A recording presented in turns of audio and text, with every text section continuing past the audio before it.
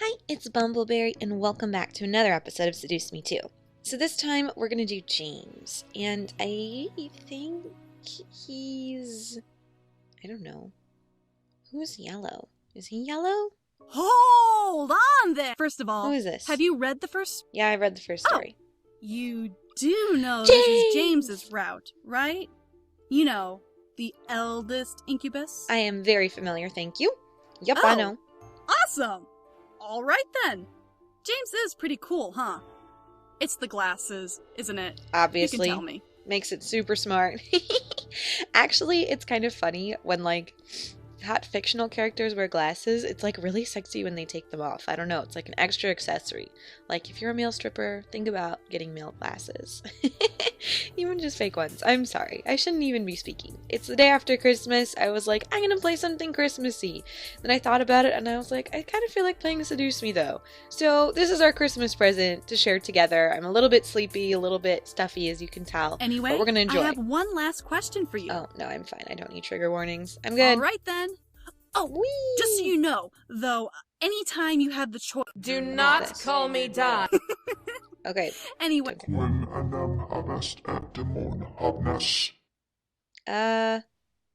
What something do you have and demon has something else? I wish to set a stone destiny. Oh, what? Because the fate of the abyssal plains is in the hands of the wrong man. I must set things right. Oh my gosh, are you kidding me?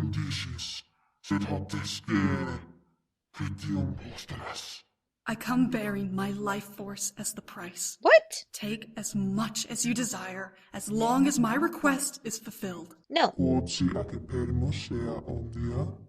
Something about all.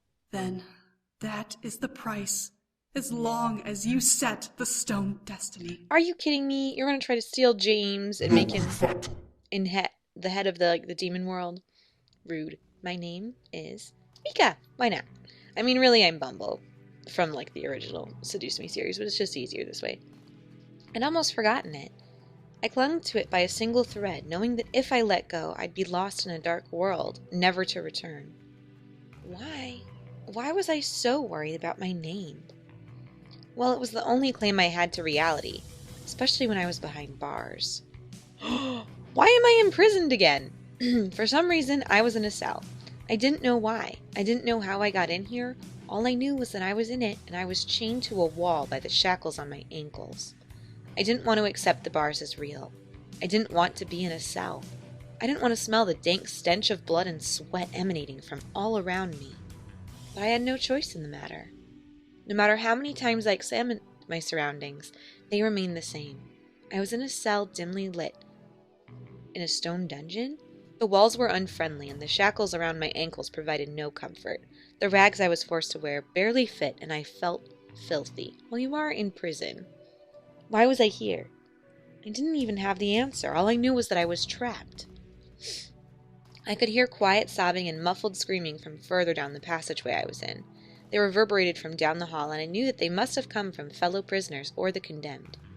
I, however, only had one neighbor. In the cell beside me sat a figure wrapped in a dark purple cloak.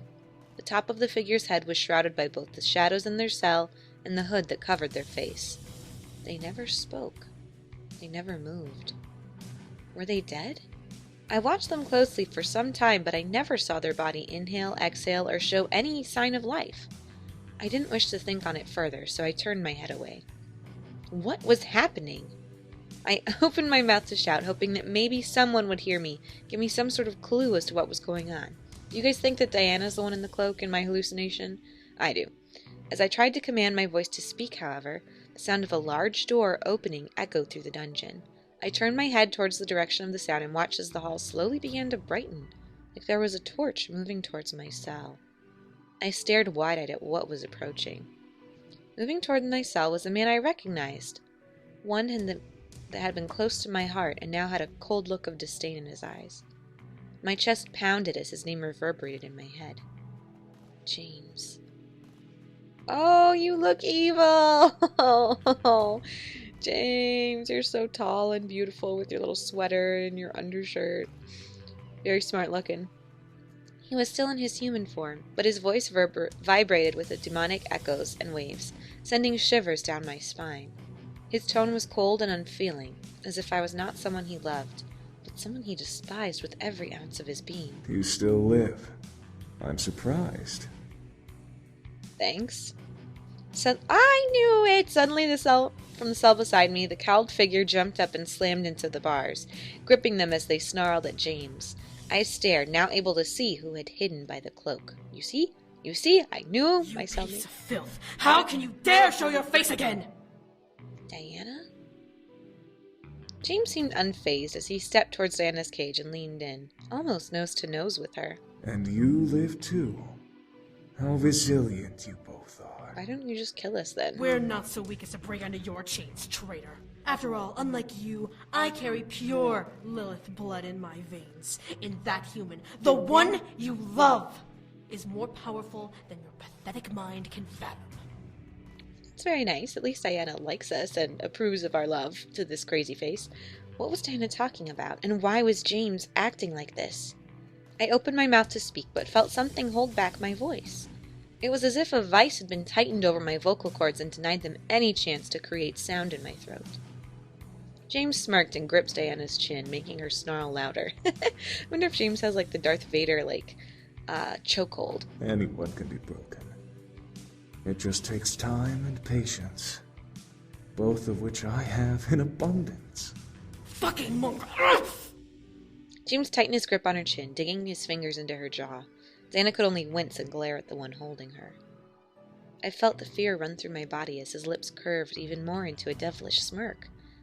How could he look so evil? Be patient, woman. You'll have your turn soon enough. As James turned his gaze to me, I felt my body suddenly heat up. His eyes were glowing an almost sickly golden yellow as he stared into my soul and ignited my core with heat and desire. Oh, gross. I felt dizzy and weak, my mouth falling open to allow a silent sigh to escape from my lips. What was happening? He was using his powers on you.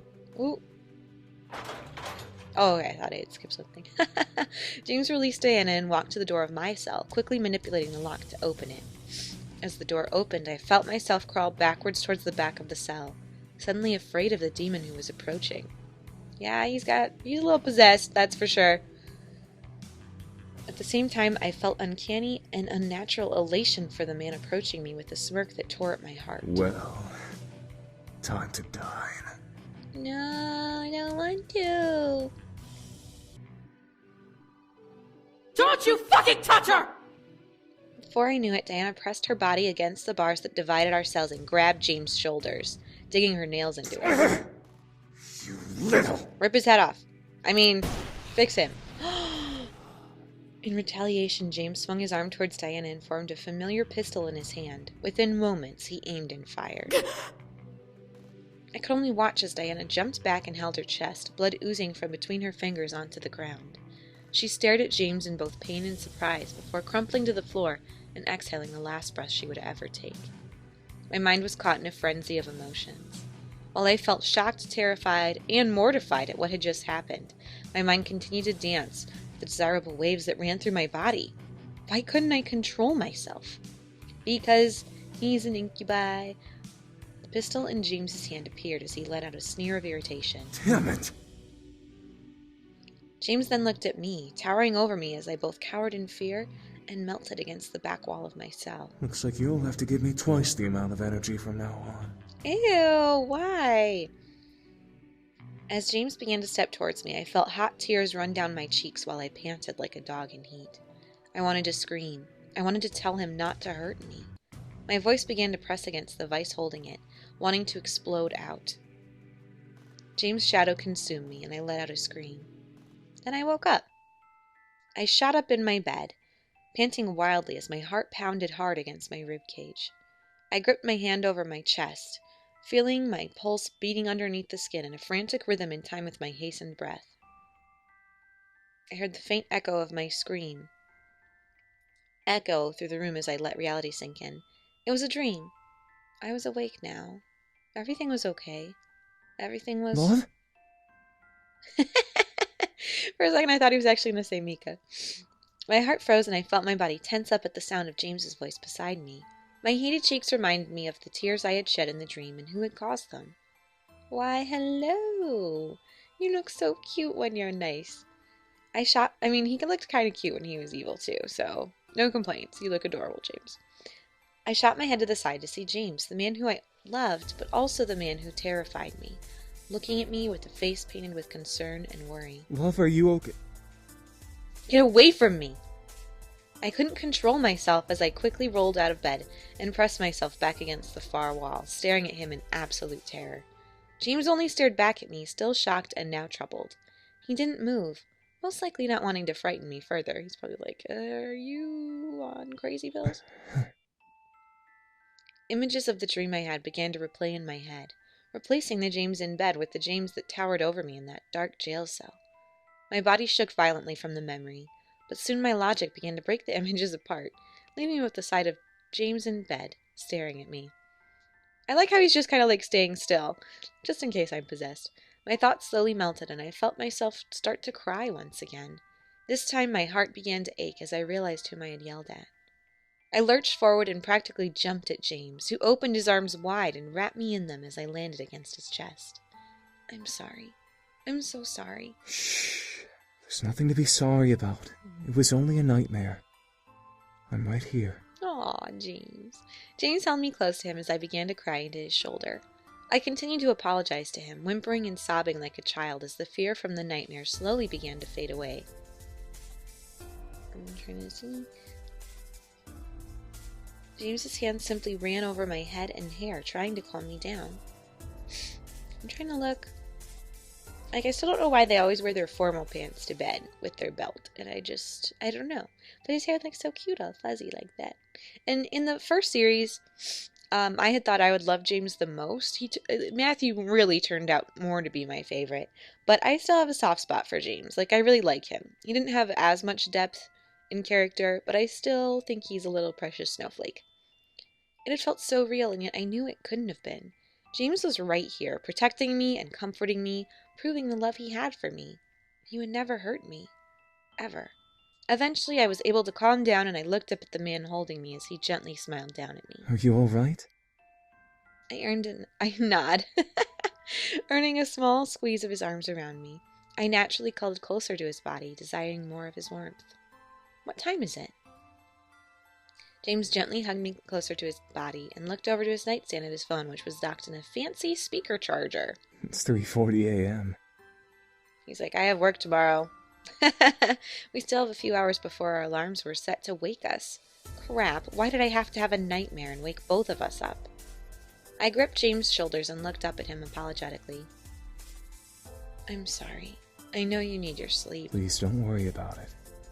My beautiful fiancé is much more important to me than sleep. Oh, James.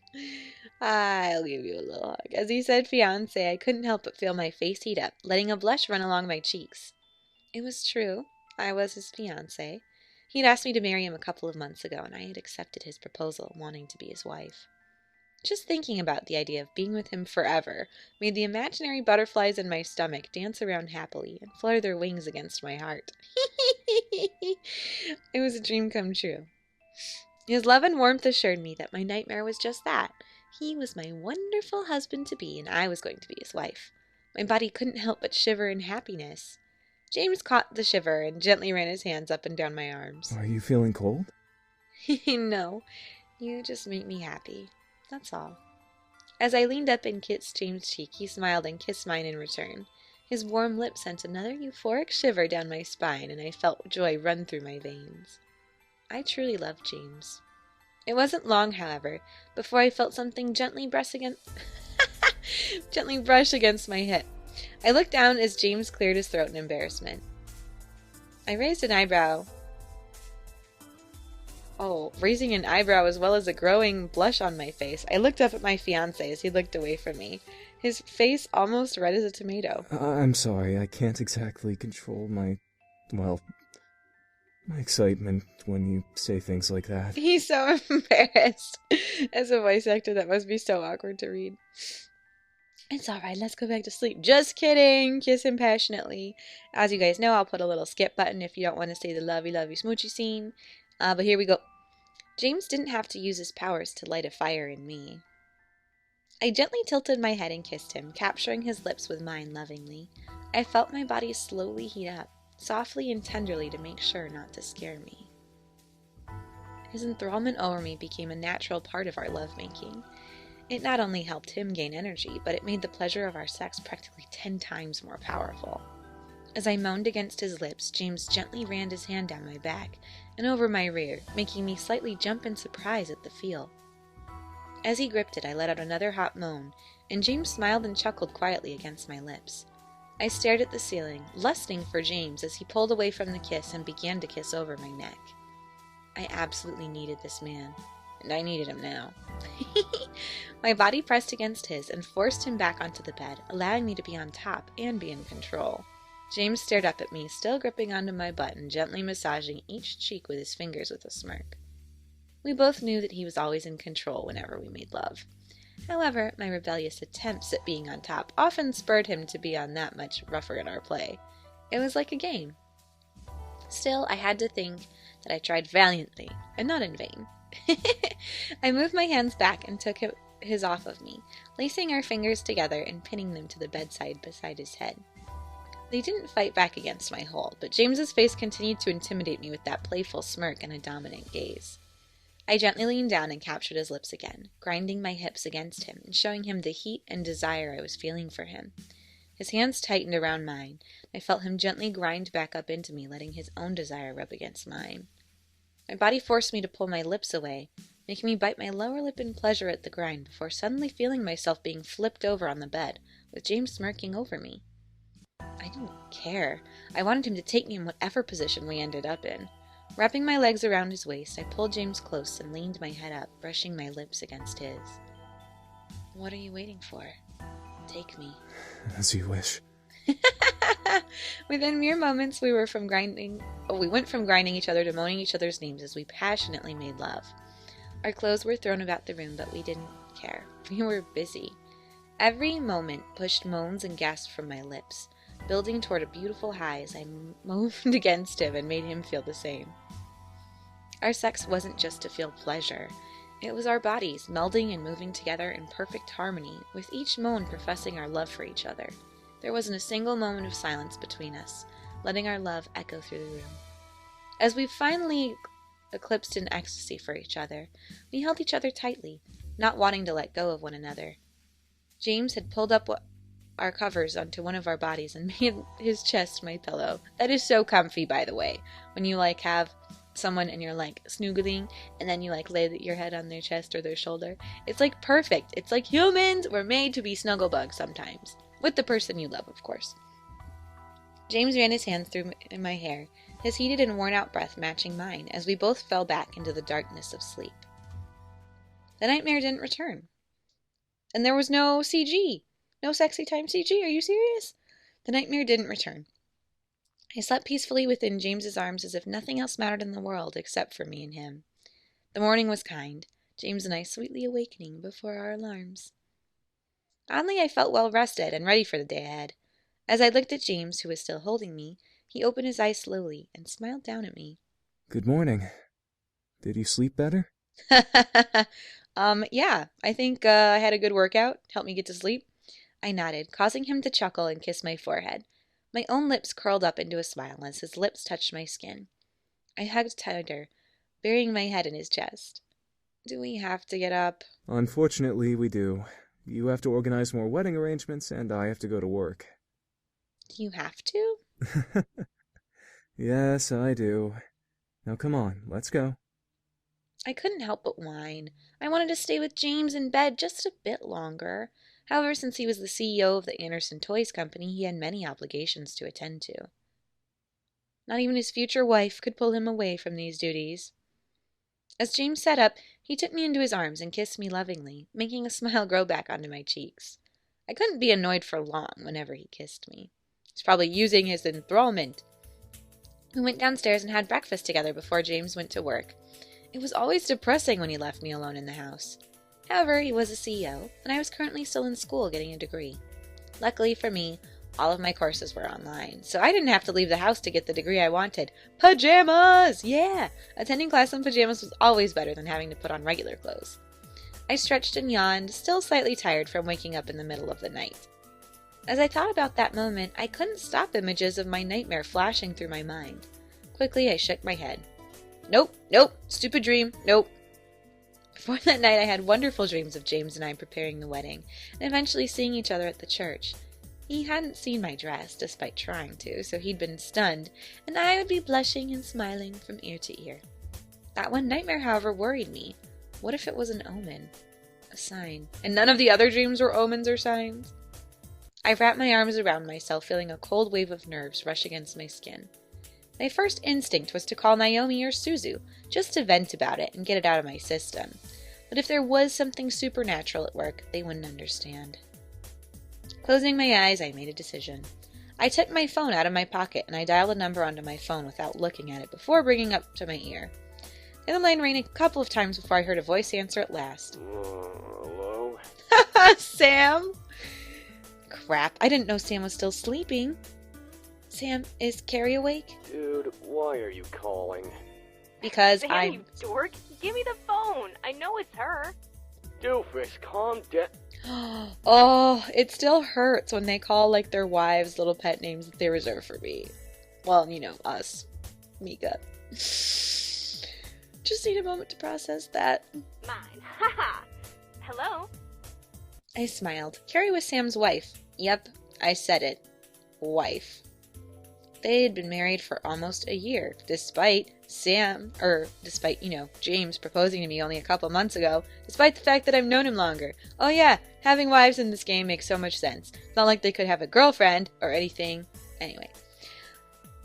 They had been married for almost a year, and despite sounding like they were always bickering half the time, they truly loved each other. Sam had met her while investigating a haunted house? She had been there as an architectural consultant, and they clicked as soon as they both left.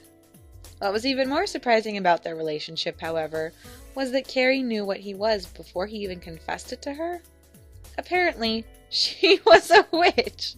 Of course she was. A person who had been granted permission to know about magic and otherworldly creatures by the angels and was gifted with both demon and holy magic. Sure she was. That's a spin-off, waiting to happen. I only got to know about the otherworldly creatures because I was in a relationship with one and was marrying him. Well, also your dad, or your grandfather, though. You knew about them because he had the magic book. We didn't have a book to read. It doesn't matter. Hey, Carrie, are you free right now? Huh? Well, I kinda just got out of bed, but let me check my schedule, okay? Give me a sec. I heard Carrie climb over Sam at one point, making him swear before he groaned in defeat at the situation. After a couple of book flips from the other line, Carrie finally I cheered. don't have anything scheduled for work today, so I'm all free. What do you need? Wedding advice? No, not that. Mind coming over? I kind of want to ask you something. Sure thing. Sam's got work today. It'll just be me. I'll even bring some pizza and stuff so we can have a fun girls' lunch. What do you say? No, I called you just so we can't hang out. I wanted to turn you down. Sounds great. So see you soon. The phone call ended and I let out a sigh. This will be good for me. Carrie might be able to help clear things up. I decided to clean as I waited. The mansion was huge after all, and it never stopped collecting dust. Soon enough, however, Carrie came by with 2 pizza boxes in hand and a large bottle of pop in the other. I couldn't help but feel my stomach gurgle at the delicious smell. Wouldn't this still be breakfast time? It doesn't matter. Pizza for breakfast is fine. She brought deep dish. Yeah, yum. The creator of this game is from Chicago, and that's the best deep dish ever. We settled into my room and made a bed into our picnic area. We laid out a blanket so we didn't get crumbs on the bed itself, but we liked our makeshift eating spot. So, what's going on? Are you having premarital trouble? Oh my gosh, no. No, it's not about our marriage. Well, Carrie tilted her head at me, wondering what was the matter. What was the marriage? I began to doubt myself. Should I tell her about the nightmare? Maybe it really was just a bad dream and I was overthinking it. I closed my eyes, thinking about what to say. Eventually, I spoke up. I'm second-guessing getting a degree. I had a nightmare last night. A nightmare? Was it really bad? Super bad. Terrible. I was a little sex bunny. I nodded, remembering how horrified I was in the nightmare and visibly shivering at the memory. And the worst was he killed my bestie, Diana. Carrie frowned and poured me a glass of pop. Maybe I should have brought alcohol. No, it wasn't that terrible, I swear. I rubbed the back of my neck. I had to relax. It was a nightmare. Nothing real. I should have been able to talk about it. I sighed and looked up at Carrie. It was about James. He wasn't the wedding on. Why aren't you just telling her the truth? He was holding me in a jail cell. Carrie stared wide-eyed at me, unsure of what to say. I continued. I kind of like the mom jeans combined with the peasant blouse. He looked cold and evil. Diana was there too. Diana? The succubus that tried to take the boys away? Yeah, she was in the cell next to me, but for some reason, it seemed like she was trying to protect me. Protect you? How? My mind instantly replayed the nightmare, flashing to where Diana gripped James's shoulder and tried to pull him away from me. I couldn't help my body from wincing at the memory of her being shot by his gun. He came into my cell. He enthralled me, and Diana shouted at him to leave me alone. Then Carrie reached over and placed her hand on my shoulder, making me lower my head. It was strange to think about, Diana protecting me. Yet I could feel the anger in her voice when James tried to approach me. She truly... Okay, it's a dream. She wanted to protect you. It's so hard to imagine. Your brain already did it. He shot her with his demon gun, and when she died, he came after me. Oh my god. I'm so sorry. It may not have been real, but my body couldn't help but quake in fear when recalling the nightmare. I shook my head and looked at Carrie, needing to know what was going on. Do you think this is an omen? This nightmare can't just be a dream. Carrie ran her hands through her hair and stared at the blanket beneath us. She bit her lower lip as she contemplated, which made me worried. You said a jail cell? Yeah, it was in a stone dungeon. Like in a medieval castle? Yeah.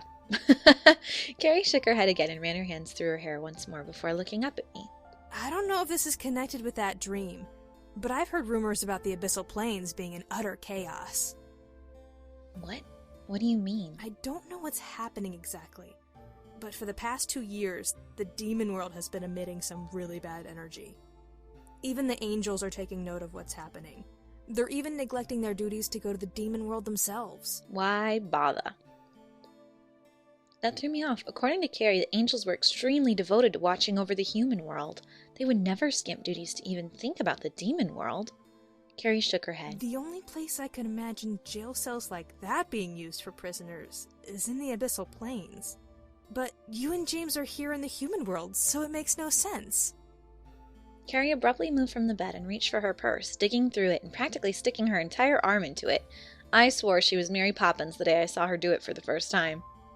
Apparently it was a demon-branded bag called the Endless Satchel.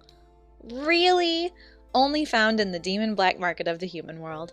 It wasn't just a bag on the inside, it was a void. You could stuff anything in there and be able to pull it back out with ease as long as you pictured it in your mind. Like people? Are you a people stealer, Carrie?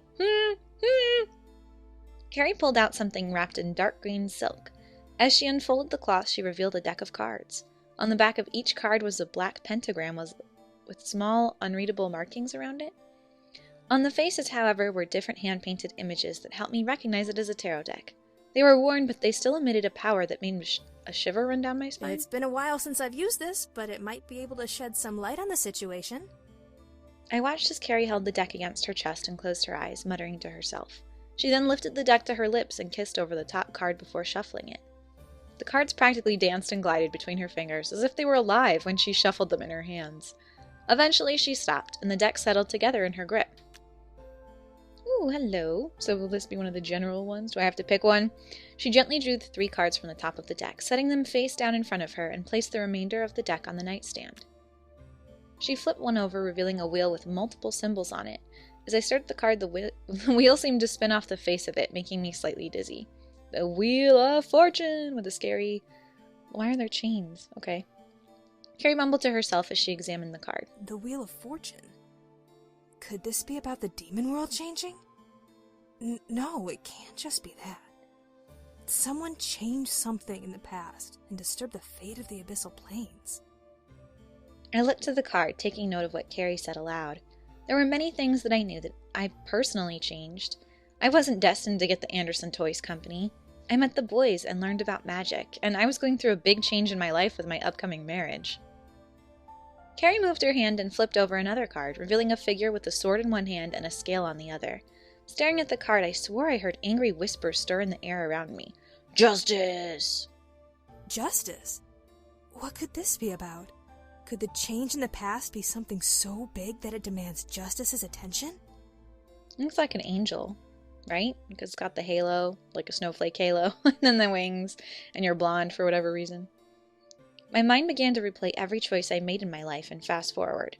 My decision to let the boys stay, to defend the boys against Malix, to stand up to Diana. Everything rolled past my thoughts. Was one of those decisions I shouldn't have made? It's kind of funny because we make choices in this game. I didn't get to think long as Carrie flipped over the third card. As it was revealed, both Carrie and I gasped. The King of Swords? But that card is not supposed to look like that. Is it James? Evil James? Oh my goodness, it's evil somebody. He has a little evil halo. A king figure sat on the throne with a large sword in his hand as if he was ready to attack the viewer. Honestly, the card looked like a black and gold demon I recognized. James. The picture, despite being simple, was powerful enough to make a shudder run through my body at the very sight. Plus, this one is black around the edges, and none of the other ones are. You see? You see? It has a color on the inside. As we stared, however, the nightstand that held the remaining cards began to quake, forcing me and Carrie to look over in surprise. What the? The tarot cards, on their own, burst upwards and began to fly through the air frantically.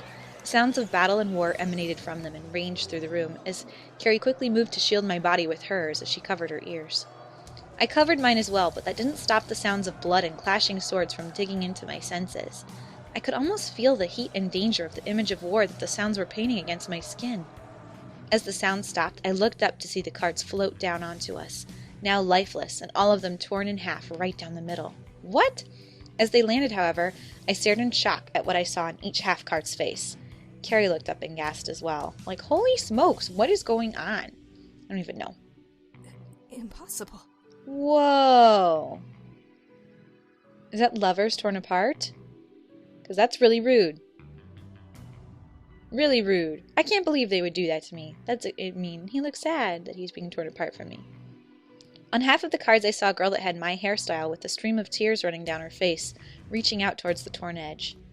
On the other, I saw a weeping boy with James' demon horns and a crown on his head. He was reaching back towards the tear that divided him from the other half of the card where the girl was. My heart practically stopped. Was this really happening? I couldn't believe my own eyes as I stared at the cards in front of me. My nightmares began to flash before my eyes, causing me to grip onto myself and shiver violently from the fear bubbling in my core. Carrie quickly grabbed a hold of me and hugged me to her. Hey, shh. It's okay. It's okay. Sometimes the cards are wrong. This can't be right. Considering they just burst into flames, basically, I think that there's a pretty strong reaction happening here, Carrie. How could I believe her? I was staring at multiple torn cards, showing me the exact same message. I gripped to Carrie, feeling extreme fear and sadness run through my body. Hey, look at me. I looked up at Carrie. She gave a small smile as she squeezed me gently in her hug. Magic is fickle, okay? The cards aren't always correct. Fate can always be changed. Remember that. Okay. I knew she was trying to make me feel better. I knew that there was something going on. See, this is why you use the little free online tarot card things, Mika, instead of consulting a witch where all of a sudden war is in your bedroom. However, the thought of my marriage came up. I knew I'd have to calm down eventually. They were cards, and my marriage was still happening, regardless of what they said. There's the little bride, determined as ever.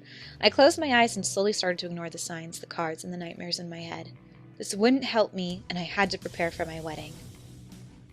Carrie muttered an incantation under her breath, and when I opened my eyes, the cards had all disappeared. I hugged Carrie tighter, silently, thanking her for removing them. I had to be stronger. I had to. As the day went on, I enlisted Carrie to help with the wedding arrangements. Surprisingly, we got a majority of the work needed done, so that gave us time to relax and watch a movie together before James returned from work. Wanting to leave us alone, Carrie left as soon as he came. Why wouldn't she talk about this with him, too? Hey, did everything go all right? I'm assuming Carrie helped. No. Yes, she did. Come on, Mika. For some reason, I felt the need to hug him. I just needed to. Without warning, I walked over and wrapped my arms around James, laying my head against his chest. Huh? Love? What's wrong, right? What's wrong with me? As James wrapped his arms around me and kissed the top of my head, I smiled. He would be with me, and I would be okay. I love you. Aw, I love you too. My heart felt at ease. Everything would be fine. Everything would be okay. James looked down at me, pulling away slightly to see my face with a smile. So, what would you like for dinner? We can go out to eat, or we can stay at home and I can make something. I held James's hand in mine, knowing that he wanted to just stay home. Oh, knowing that I wanted to just stay home with him. We had more than enough for the wedding. Yes, oops. But our time together was better spent alone rather than at a restaurant. How about we order food instead? You just came back from work. Might as well relax. James chuckled softly before kissing my cheek, making me giggle. As my wonderful bride wishes. Aww, snuggle up, I guess. We ordered takeout and sat together in our room, once again making the bed a picnic area. It's very dangerous. We played a movie in the background, but our focus was on each other. He made himself comfy without a shirt, and I made myself comfy with my head against his shoulder. So, is everything all right? I made sure the reception hall was taken care of on my way back, so that should be in order. He's very orderly. Oh, wow, thank you. Yeah, everything's in order. We'll have a perfect wedding. Oops, I didn't mean it. We'll have a perfect wedding. Was there anything you wanted to add to the wedding? It's not too late to include anything you like if you really want it. Extra kisses. No, I don't think so. I think everything we have is good. James nodded before continuing to eat.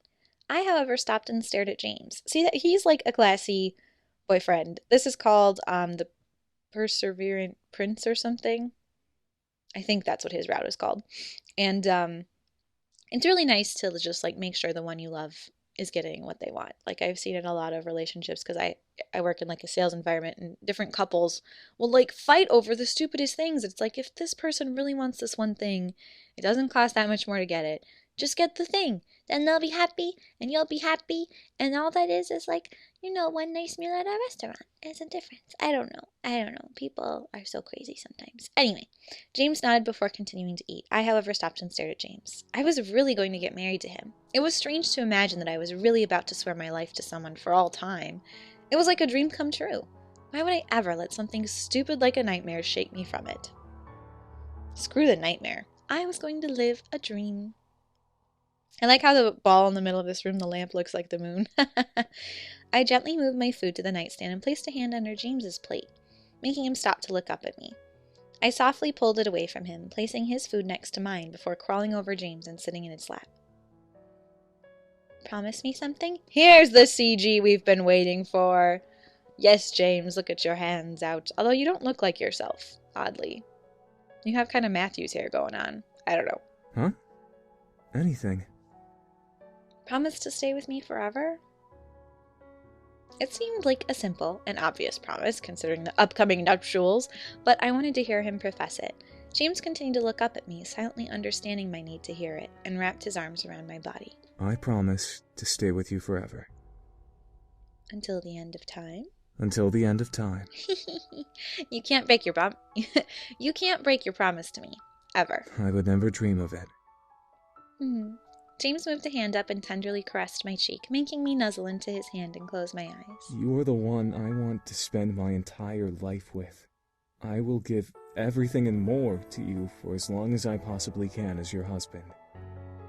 I felt tears slowly run down my cheeks, which were soon brushed away by James's thumb. I nuzzled farther into James's hand and held his wrist, almost hugging his arm to my chest. Is the nightmare you had last night bothering you? I couldn't help but nod in reply, frowning and biting my lower lip. I didn't want it to bother me. It wasn't worth it. I knew that James would stay with me and would never hurt me. James gently wrapped his free arm around my back and pulled me against his chest, moving his head to nuzzle my other cheek comfortingly. Do you want to tell me what happened, or will you be okay? I'll never be okay, James. I moved to wrap my arms around him. I wasn't sure if I wanted to tell him at all. Yeah, let's tell him. I gently pulled away for him to look into his eyes. I had to tell him. It was about him, after all. I was in a dungeon. I was there with Diana. Diana? Did she try to hurt you? Good guess, but no. No, actually, she was trying to protect me. From who? You. James stared in surprise at me, but remained silent as I continued. You came in and enthralled me, but it wasn't like you usually do it. It was forceful, and I didn't want it, but I was under your control. Diana tried to stop you, but you shot her, and then you came for me. For some reason, a weight lifted from my shoulders. It was a terrible dream, but James deserved to know. As I finished recounting the nightmare, James gently moved his hands up and cut my face in them. Thank you for telling me, and I'm sorry that you experienced that kind of nightmare. But I swear to you that I will never hurt you. I felt myself become lost in his amber eyes, believing every single word he said. I could feel the loving care in his voice, and his warm hands assured me that he would protect me from harm. I wrapped my arms once again around James and let my head rest on his shoulder as his arms encircled my forearm. I loved him. He loved me.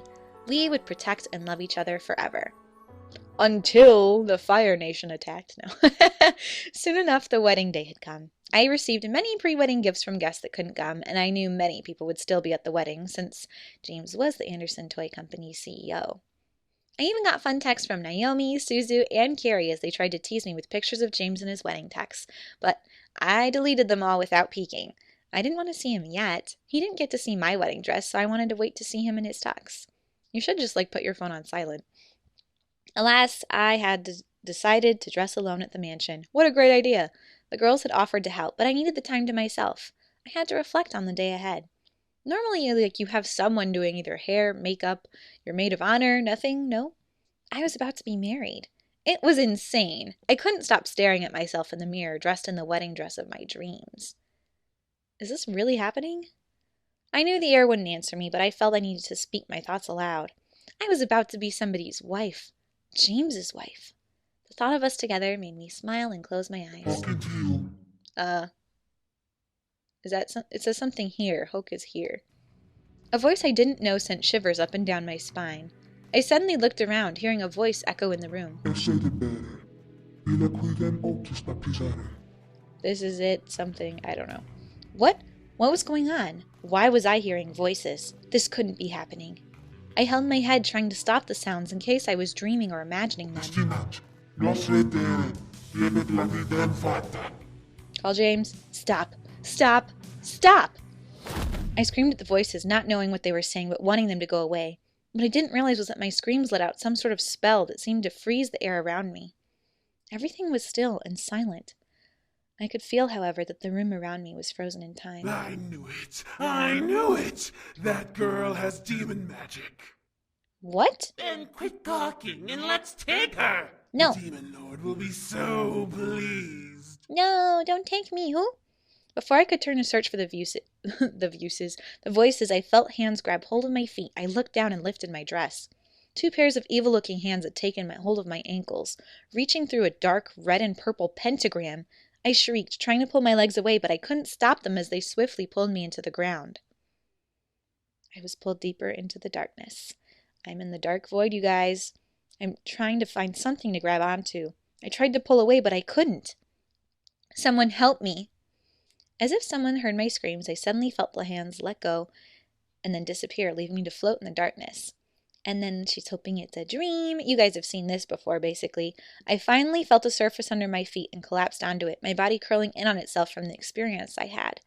I didn't dare tear my eyes away from my lap, not ready to get up just yet. The voice I heard, however, made my heart stop. You! What are you doing here? It's Diana! Yay, I'm taking in my area. And so you guys know where this is. We are meeting Diana. She's in the war room with her friendly friends, but we're going to have to leave it here for now, and then I'll resume James's route next time. So I hope you guys enjoyed. I know I'm a little bit loopy since it's still early morning, so sorry if I was a little off topic, but hopefully we'll enjoy the next episode together. I really didn't think Carrie was necessary. You could have just made it Kay from the previous one, or you could have made it like Damien. Now that he's human, he could just read things. I don't know. And James knows everything in the universe. I don't know why we wouldn't talk about it with him. But whatever. I'm fine. Anyway, I hope you had a marvelous holiday and that you stay sweet. Bye!